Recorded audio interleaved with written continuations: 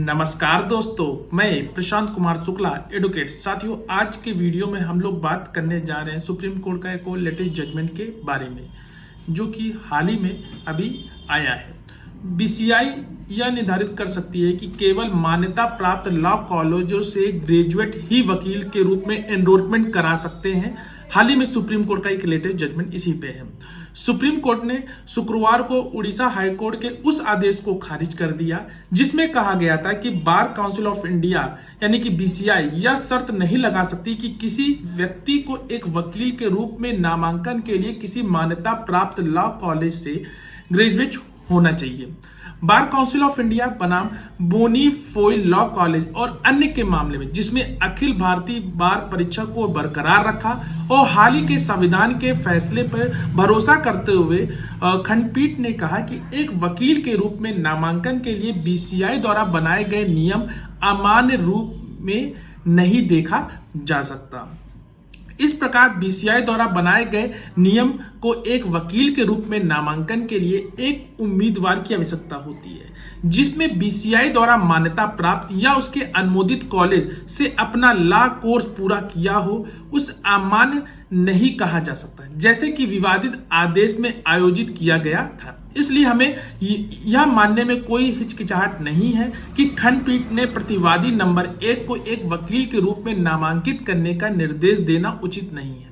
इस तथ्य के बावजूद उसने एक कॉलेज से कानून की डिग्री प्राप्त की थी जिसे बीसीआई द्वारा मान्यता प्राप्त या अनुमोदित नहीं किया गया था। सुप्रीम कोर्ट ने यह भी कहा कि 2023 के एआईबी के फैसले में यह माना गया था कि वी सुधीर बनाम बार काउंसिल ऑफ इंडिया और दूसरे मामले में दिए गए फैसले ने सही कानून निर्धारित नहीं किया था। संविधान पीठ के फैसले के अवलोकन से पता चलता है कि वी सुधीर सुप्रीम कोर्ट के जो फैसले को अच्छा कानून नहीं माना गया था। संविधान पीठ ने कहा, नामांकन से पहले बीसीआई की भूमिका खत्म नहीं किया जा सकता और वी सुधीर अनुपात निर्णय की यह बीसीआई के वैधानिक कार्यों में से एक नहीं था।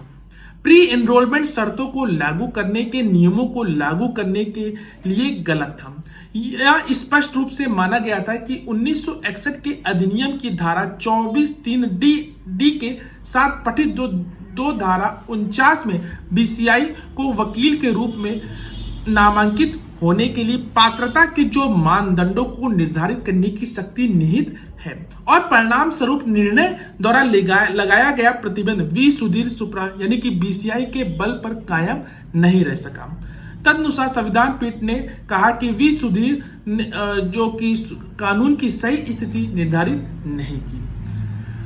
इन आधारों पर कोर्ट ने हाई कोर्ट के आदेश के खिलाफ बीसीआई द्वारा दायर अपील को स्वीकार कर लिया।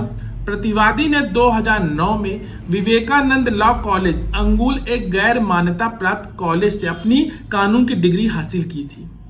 2002 में बीसीआई ने कॉलेज को छात्रों को लॉ कोर्स में प्रवेश नहीं देने का निर्देश दिया था, जिसमें कहा गया था कि इस तरह के प्रवेश लेने वाले छात्र वकील के रूप में नामांकन के लिए पात्र नहीं होंगे।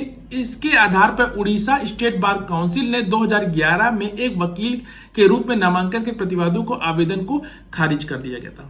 इसमें व्यतीत होकर उन्होंने उड़ीसा हाई कोर्ट का रुख किया था। हाई कोर्ट ने रिट की अनुमति देते हुए वी सुधीर के फैसले से ताकत ली। हाई कोर्ट ने कहा कि एक बार जब कोई उम्मीदवार अधिवक्ता अधिनियम 1961 की धारा 24(a)(1) में निर्धारित शर्तों को पूरा करता है और धारा 24(a) के तहत किसी भी अयोग्यता का सामना नहीं करता है, तो वह एक वकील के रूप में नामांकन का हकदार होगा। इस मामले को इस सप्ताह के शुरू में फैसले के लिए सुरक्षित रखा गया था। जो ये केस का टाइटल है वो बार काउंसिल ऑफ इंडिया बनाम रवि साहू और अन्य सिविल अपील जो नंबर है 8571/2013 के मामले में आया था। आशा करते हैं ये जजमेंट आपको अच्छा लगा होगा। तब तक के लिए मिलते हैं एक नेक्स्ट वीडियो। तब तक के लिए धन्यवाद।